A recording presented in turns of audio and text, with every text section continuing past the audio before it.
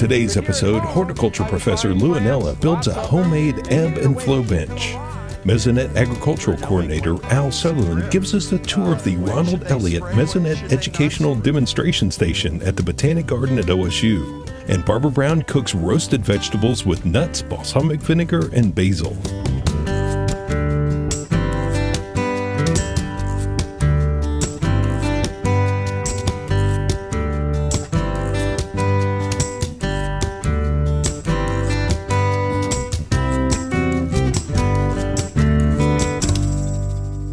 Oklahoma Gardening is a production of the Oklahoma Cooperative Extension Service as part of the land grant mission of the Division of Agricultural Sciences and Natural Resources at Oklahoma State University, dedicated to improving the quality of life of the citizens of Oklahoma through research-based information. Underwriting assistance is provided by TLC, Oklahoma's leading garden center, Southwood Landscape and Nursery, Tulsa's source for great gardens, and the Oklahoma Department of Agriculture, Food, and Forestry, helping to keep Oklahoma green and growing.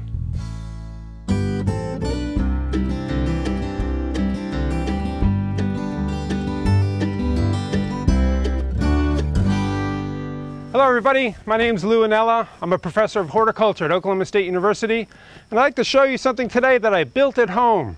We do science-based education on this program, and this is based on science. Sub-irrigation is a scientifically proven great way to water plants, but this is just an ebb and flow bench that I built at home. Ebb and flow benches are used in commercial greenhouses. There are actually some greenhouses that have entire floors that are flooded with water. That's how the plants are irrigated. But here at home, I was buying plants, lots of them, and needed a way to keep them alive until I could get them in the ground. And I didn't want water going on the floor everywhere. If I had this in the garage or something like that, I didn't want to waste a lot of water. I could put a sprinkler head on here, but that would waste a lot of water. So this is an ebb and flow bench. The water comes up out of this tank, bubbles up onto this table, and the plants get irrigated from below. Sub-irrigation. It's a really great way to water the plants. The plants don't get wet, so we have fewer disease problems, but they get watered very, very well. So the whole bench fills with water. The pump runs for about 4 minutes, and then the water flows down through the same pipe. The pump runs backwards, and the water drains off of the bench. It's important not to let the plants stay in the standing water for more than 15 minutes. So you have to design the bench and leave the water running for such a time that all the water is off the bench within 15 minutes. More than 15 minutes, you might start getting some root rot. You could construct this out of various materials. So all you would need is a flat surface like a table, and then something to raise up where the water is going to lay. So I use these shelving units, just in case if this didn't work, I'd still have shelves. And then I just use PVC pipe to make this bed for the water. And this is 4 mil plastic. You could use a pond liner or something like that, but I just use 4 mil plastic. And it's raised up. There are these little knobs here on these shelving units, and that's helping to keep the PVC pipe up even higher. But you could use 2x4, you could use any type of wood that would just allow this to be up higher and hold the water. I made these little clips. This is 1/2 inch PVC, so I made these little clips out of 3/4 inch PVC. And it's really working really quite well. So I cut a hole here in the plastic and ran the pipe from the pump up through it and sealed all around that pipe with silicone. So it's sealed quite well, and that pipe goes down into this trash can. This is a 32-gallon trash can, and that's what holds all the water. The water goes up through the pipe, comes up onto the bench, and then when the pump goes off, the water flows back down through the same pipe, and the pump just runs backwards, and that's how the bench drains. There's a hole here for an electric cord because there's an electric submersible pump down here, very similar to this one here. Whenever you're pumping water, you have to be conscious of how high you're lifting that water. So the pump will be rated in feet of head. And the number of feet is literally how high you're lifting the water. So in this case, we're lifting the water 3 feet. So we would need to have a pump that would be rated for a minimum 3 feet of head. I do have a funnel here because my silicone seal wasn't exactly perfect, so I did have a few drips, and the funnel catches all the drips. And no water goes on the ground, or if you have this in your garage or in a greenhouse, every drop of water goes back into the tank. No water is wasted. Everything stays very clean, and nothing gets ruined by having water everywhere. So one of the things I really like about this system is you could have this in a garage, in a greenhouse, and water wouldn't get all over the floor. Water wouldn't be flowing everywhere, wouldn't be rotting the wood in the greenhouse, or anything like that. It all goes back into the tank. No waste, or very little waste, and no mess. The next component we need to talk about is the controller that controls the pump, and that's hooked up to a pump start relay.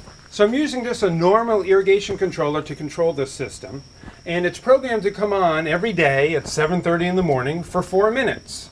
And on the inside here, I have the irrigation controller wired to a pump start relay. So irrigation controllers work on 24 volts. So they send out a 24 volt signal. But the pump that I need to run every day is 110 volts. So a 24 volt signal goes to the pump start relay and says, turn on the 110 volts. And then the 110 volts turns on and the pump runs. Then when the clock says turn off, there's no longer electricity going to the pump start relay. That switch turns off, the 110 volts turns off, the pump shuts off, and the bench starts to drain. So sub-irrigation is a scientifically proven way to irrigate plants, and commercially something like this would be called an ebb and flow bench. But at home we might be able to make one really quite easily with just simple materials that are quite inexpensive and really can have a very effective way of irrigating plants without much worry and without a lot of work.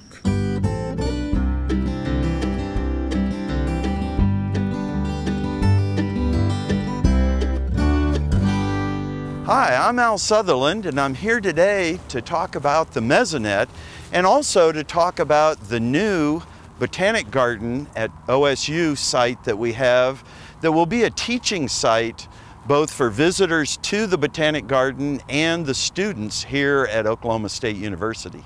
The Oklahoma Mesonet is 120 sites across the state. Data comes in off that weather network every 5 minutes, and you can look at that information online either at mesonet.org, or we have apps that are available as well. All of that free and readily accessed by anybody in the state. What we're doing here with the teaching site is we're providing a way for people to come out and actually look at a site, look at the instrumentation on the site, and get an idea of the kind of instruments that we use to collect the data for the different weather variables. Up at the top, we start out with a wind sensor that can do both wind speed and wind direction. The other sensor up high is an air temperature sensor, and that allows us to check both the upper and then air temperature down at head height. That way we can tell if there's any inversions, which is very common in the winter. Inversions are important to know about because they can actually trap pesticide residue and move those to sensitive areas. And then we have a relative humidity sensor, and that's used to calculate dew point temperature and really gives us a good idea of the kind of moisture that's out there. That moisture we've had a lot of this year, and that's really contributed to our disease problems. We have a wind anemometer. This one would be at 2 meters or at 6 feet. And we use that for evapotranspiration on our irrigation products. And then over here we have a pyranometer. That's really monitoring the solar radiation. And again, we use that for the evapotranspiration, the irrigation models. We also use it for things like cattle comfort for livestock. And now we even have a wet bulb globe temperature map, and we're using the sunlight levels in there to give humans a better idea of the kind of heat stress that they're facing. One of the unique sensors that the Oklahoma Mesonet has is soil moisture. And right here we see this little tuft of grass. We're actually trying to grow this over the top of the sensors so that the 4 sensors that we have are under sod. So we want to measure soil temperature and the soil moisture under sod. We're measuring that at 2 inches, 4 inches, 10 inches, and down at 24 inches. It's really nice that one sensor can do both measurements, both the soil moisture and the temperature. And then over across from this plot, we have a bare plot, and that bare plot will let us see the temperature and the soil moisture under bare conditions. That's really helpful from a gardening standpoint because you can monitor that bare soil when you can get your seeds to really sprout well. Farmers, of course, use it for planting fields.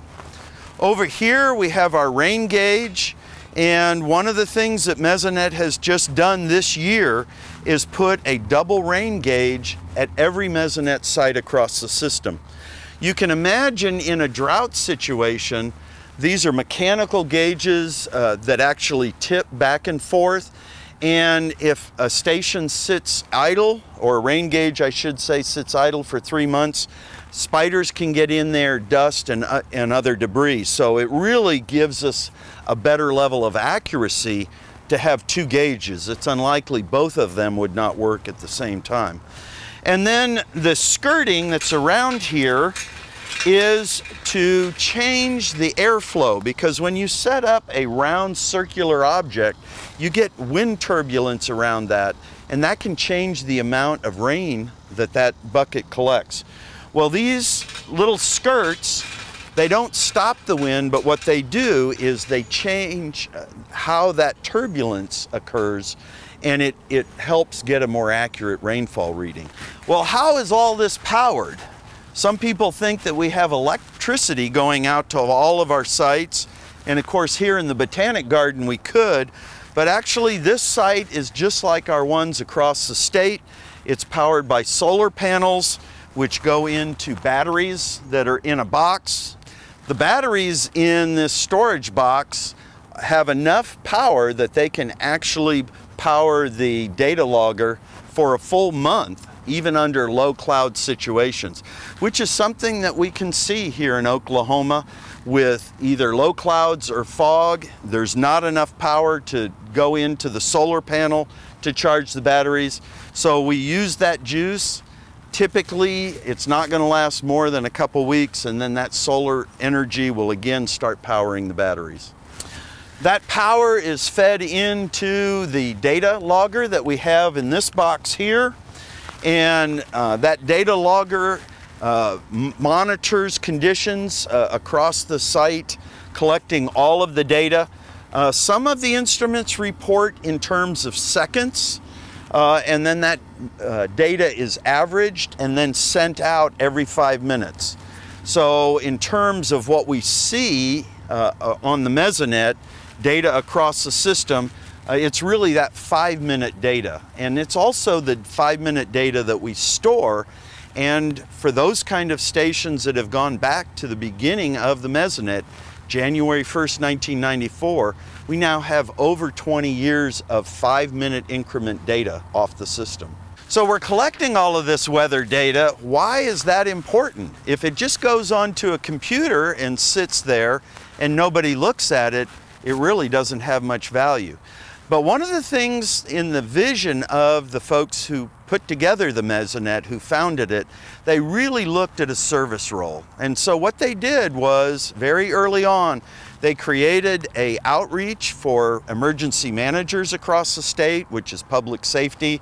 That training not only includes emergency managers, but also police and fire professionals, as well as volunteers. Then we have a fire management section, which is OK Fire, and that's used for both wildfire control and for prescribed burning. So those professionals have a tool. Educators have different products that they can access on the Mesonet as well. K through 12 is a big outreach. Of course, the universities are involved, and a number of students, both undergraduate and graduate students, have used the Mesonet data in their research. Hundreds of papers have been written out of that research. that's gone out. And then, of course, agriculture, that's what I'm involved with. And that serves farmers and ranchers, but it also serves you, gardeners, and it helps to provide the kind of information that you need. Rainfall information, wind, soil temperature, soil moisture, all the things that can be used to make a decision each day. In fact, one of the things I do on a weekend before I even go outside is pull up the app and take a look at it to find out what I'm going to be faced with that day. And if I want to know about wind, whether it's coming up or going down, I actually have a meteogram that I can go to very quickly on my app and take a look at that and see what conditions have been like for the last 24 hours.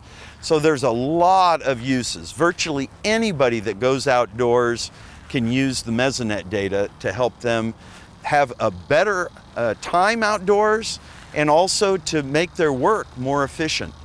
So virtually anybody who goes outdoors can use the Mesonet weather information. It helps them make better decisions.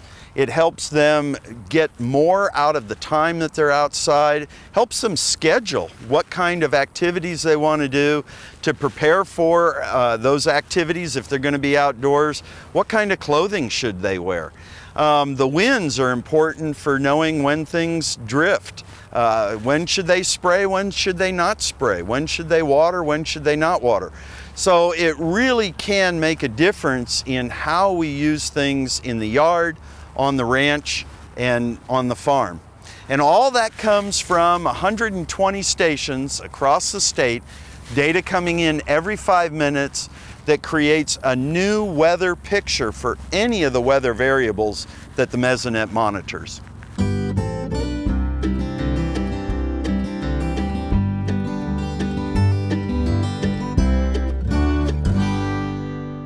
Today we're doing something that could be seasonal in the summer, but it also makes a great winter dish. So today it's roasted vegetables with nuts, balsamic vinegar, and basil. Say that 3 times fast. All right, we're going to start with a big empty bowl and we're going to put things in it. We're going to stir them around. So I've got basically half of a red bell pepper that I've cut in fairly large cubes because it is going to be roasted. We want the pieces to be fairly large. So they're about 1-inch pieces. I've also got 1-inch pieces, about half a cup of an orange bell pepper. Now, if you didn't want to invest in 2, you didn't have any use for the others, you could use all red or all orange. You could also use all green, but we've got other green things going in here, and this really does add a lot of color, so I encourage you to use it.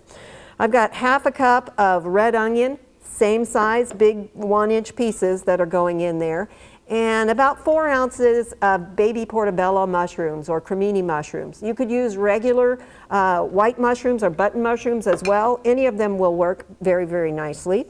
And then we're going to put in a tablespoon of extra virgin olive oil and about 1/4 teaspoon of kosher salt. We're going to toss those together a little bit, and then we're going to put them on a large baking sheet. Now the baking sheet is going to appear to be larger than we need for the amount of vegetables that I'm putting on it at this moment. But keep in mind, we've got all the other ingredients that are on the counter here are going to go in also. So I've got an oven that's preheating at 400 degrees. I've got to get these in here, and then you want to make sure you spread them out as much as you can. And I like to make sure that a flat side of the mushroom, I quartered the mushrooms. If yours are really small, you may only want to cut them in half. Also separate the onions as much as you can so that you want pieces separated out there. Shake them apart a little bit and then put them in the 400-degree oven for about 10 minutes, and that will get the initial roast on these particular vegetables, which take longer to cook. They're more dense, and so we want to make sure that we have time for these to get done without the others getting overdone. So 400-degree oven, about 10 minutes. Okay, 10 minutes, and it's ready. I'm going to stir these around a little bit, make sure we don't have any that are sticking to the pan. We're getting a nice roast on what we've got here. You can see some of those mushrooms really have some beautiful golden color to them now. What we're going to do next is add more to that tray. So let me double check, make sure we get it right. I've got A cup of sugar snap peas that are going in there that are just gorgeous. Now these are things that take less time to roast and get to perfection than the things that we already had in there. I've also got a cup of zucchini, or about one small zucchini that's cut about 1/4 of an inch thick. Make sure with the zucchini, and we've also got the same amount of yellow squash that are going in here, break them apart a little bit because they do tend to adhere to each other. And again, we want things to roast separately, not in stacks, so that we get a nice color on them, as well as get them evenly cooked. That's the concept, is we're cutting these things in similar sizes and putting them in at similar times, roasting times, so that we get everything roasted to more or less a tender crisp stage. So I think I've got 2 cloves of garlic, double checking here. 2 cloves of garlic that are going to go in there as well. I'm going to stir these around a little bit. And then we're going to add the last ingredient that I want on the top. Now, notice that we use very little oil for the amount of vegetable that we're getting here. You could use less vegetables. This serves 5. If you didn't have that many people, you could easily cut down the amount of vegetables that you use. If it was springtime and you had asparagus, you could add that in at the same point where we added in the peas here. Again, we're going to try and shake that a little bit, try and even it out a little bit so we have it pretty much in one layer as much as possible. The next thing I'm going to throw in here is a 1/2 cup of either walnuts or pecans that are fairly coarsely chopped. And these are going on the top because nuts taste better when they're toasted or roasted. And if we keep them towards the top, they're going to have a chance for that to happen. If we mix them in, there's less probability that they're all going to get that nice toastiness that we want, but keeping them on the top, they will. This is going to go back in the oven for somewhere between 5 to 10 minutes. Keep an eye on it. You're primarily keeping an eye on those nuts. You don't want them to get too dark. Again, same oven, a little bit shorter time. Doesn't that look absolutely wonderful? It's almost done. We've got 2 more little things we're going to do to it. I've got some balsamic vinegar, 2 teaspoons. We're just going to sprinkle that over the top. And obviously you can see that's not a real even sprinkle, so I'm going to stir it in a little bit as well as we move it from one place to the other. That gives it a little bit of sweetness and a little bit of tartness too, because it is vinegar. So stir those together, and while I'm doing that, I'm going to start moving it over to the platter. This actually works really great with any kind of grilled meat or roasted meat that you may have, whether it be poultry or red meat. And it also comes out great as leftovers too. So even though it makes 5 servings and you may only have 2 in your house, you may want to go ahead and plan on making the whole thing so that you have plenty for lunch the next day as well. Or you may find that you like it so much you're going to eat the whole thing right away. Last step that we're going to do on this is to put a little bit of basil across the top of it. I'll catch those last 2 bits in a little bit here. I've got about 2 tablespoons of fresh basil. Now this is one time where fresh basil is really more of an advantage to you as far as flavor. Dried basil really would not work very well here. And I have just shredded it a little bit. Put that over the top, and then maybe a couple little sprigs to use as garnish. I hope you'll try this one. It's really something a little bit different. It's got some flavors that we usually don't see coming forward together very often at home. It's roasted vegetables with nuts, balsamic vinegar, and basil. For Oklahoma Gardening, I'm Barbara Brown.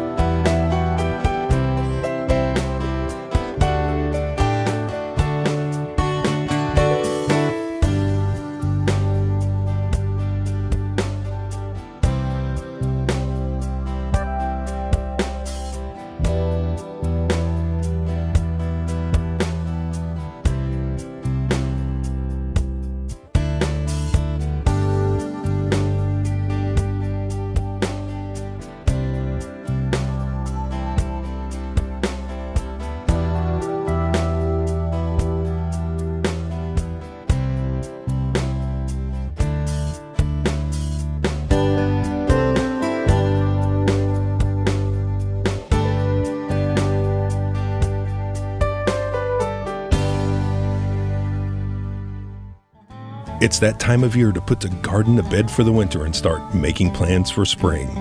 Next week will be our final all-new episode of the gardening season, and we have a great lineup to end the year. Former host Ray Campbell tours the beautiful home garden of Jane Carter, the garden manager of the Botanic Garden at OSU. Barbara Brown has gift ideas for the home canners on your list, and we have a special introduction that we're sure you will not want to miss. So join us in for more TV You'll Grow to Love. To find out more information about show topics, as well as recipes, videos, articles, fact sheets, and other resources, including a directory of local extension offices, be sure and visit our website, oklahomagardening.okstate.edu. And we always have great information, answers to questions, photos, and gardening discussions on your favorite social media as well. Join in on Facebook, Twitter, and Instagram. You can find this entire show and other recent shows, as well as individual segments on our Oklahoma Gardening YouTube channel. And tune in to our OK Gardening Classics YouTube channel to watch segments from previous hosts. Oklahoma Gardening is produced by the Oklahoma Cooperative Extension Service as part of the Division of Agricultural Sciences and Natural Resources at Oklahoma State University. The Botanic Garden at OSU is home to our studio gardens, and we encourage you to come visit this beautiful Stillwater jewel. We wish to thank our generous underwriters, TLC Garden Centers, Southwood Landscape and Garden Center, and the Oklahoma Department of Agriculture, Food, and Forestry. Additional support is provided by Pond Pro Shops, Greenleaf Nursery and the Garden Debut Plants, and the Oklahoma Horticultural Society.